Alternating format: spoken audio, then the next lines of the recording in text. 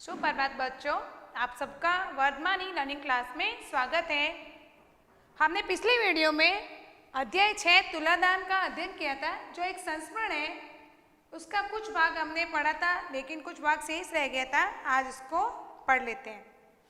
तो आगे के भाग में बताया गया था कि सिंगापुर में नेताजी सुभाष चंद्र बोस के जन्मदिन की तैयारियां हो रही थी और वहाँ के लोगों ने निश्चय किया कि नेताजी के जन्मदिन पर तुलादान किया जाएगा, उनका तुलादान किया जाएगा। तो वहाँ की स्त्री ने अपने सोने गहने तुलादान करना प्रारंभ कर दिया और सबसे पहले एक बूढ़ी गुजराती महिला आती है और वह अपने सोने के गहने तराजू में रखती है और उसके बाद वहाँ की स्त्रियाँ अपने गहने तराजू में रखती है। लेकिन फिर भी क्या होता है कि सोना कम ही कम पड़ता जाता है। तो आवाज़ आती है कि सोना अभी कम है। तो फिर स्त्रियाँ अपने कानों के कुंडल, हाथों की अंगूठियाँ चढ़ाती है, फिर भी कम पड़ता है। थोड़ी देर में एक रोने की आवाज़ आती है।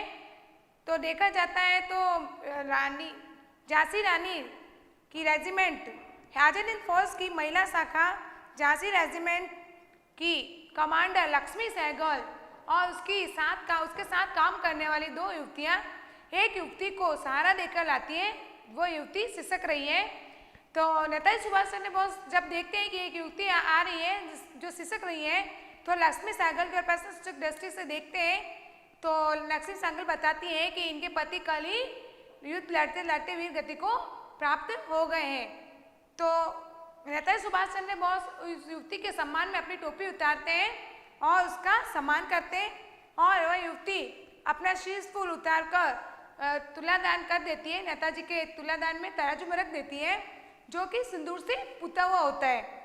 तो नेताजी ने उस युवती से कहा कि देवता भी तुम्हारे पैरों की धूल के लिए लालायित रहेंगे। इतने में एक बूढ़ी स्त्री आई। वह अपने सीने से एक चित्र चिपकाए हुए थी। उसने रोते हुए कहा, यह मेरे इकलौते पुत्र का चित्र है। तो क्या होता है, इतने में एक बूढ़ी स्त्री आती है जो अपने साथ अपने बेटे का चित्र यानी फोटो, जिसको आप फोटो बोलते हैं, वो ऐसे सीने से चिपकाए हुए आती है और वह कहती है, नेताजी ये मेरे इकलौते पुत्र का चित्र है, ये मेरे इकलौते पुत्र का चित्र है। इकलौते का अर्थ है एक ही पुत्र था उसके।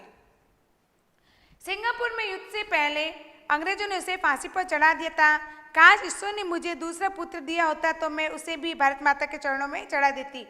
तो बूढ़ी स्त्री कहती है कि नेताजी ये जो चित्र है मेरे इकलौते पुत्र का है, जिसको सिंगापुर युद्ध से पहले अंग्रेजों ने फांसी पर चढ़ा दिया था।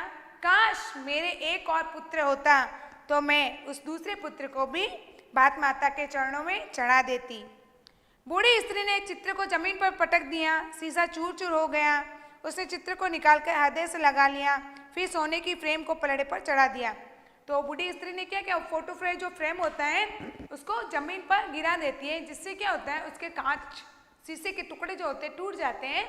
उसमें से वो अपने बेटे की फ़ोटो को निकाल के ले लेती है और जो फ्रेम होती है उसकी फ़ोटो फ्रेम जो होती है वो सोने की होती है, वो पलड़े में चढ़ा देती है।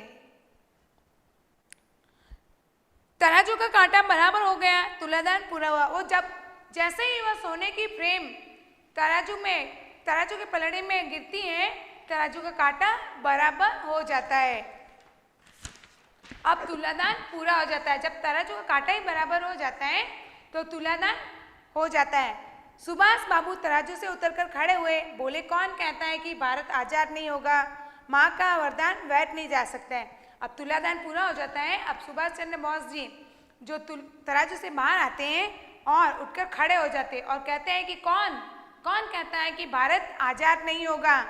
माँ का वरदान व्यर्थ नहीं जा सकता है। माँ का जो वरदान है वो बेकार नहीं जा सकता है। सुभाष बाबू ने झुककर वरदा के चरण छू लिए। अब सुभाष चंद्र बाबू ने वो जो वृद्ध स्त्री थी उसके चरण छू लेते हैं और कहते हैं कि कौन कहता है कि भारत आजाद नहीं होगा। यह संस्मरण है, यह हमें देशभक्ति, त्याग, बलिदान की भावना जागृत करती है। धन्यवाद।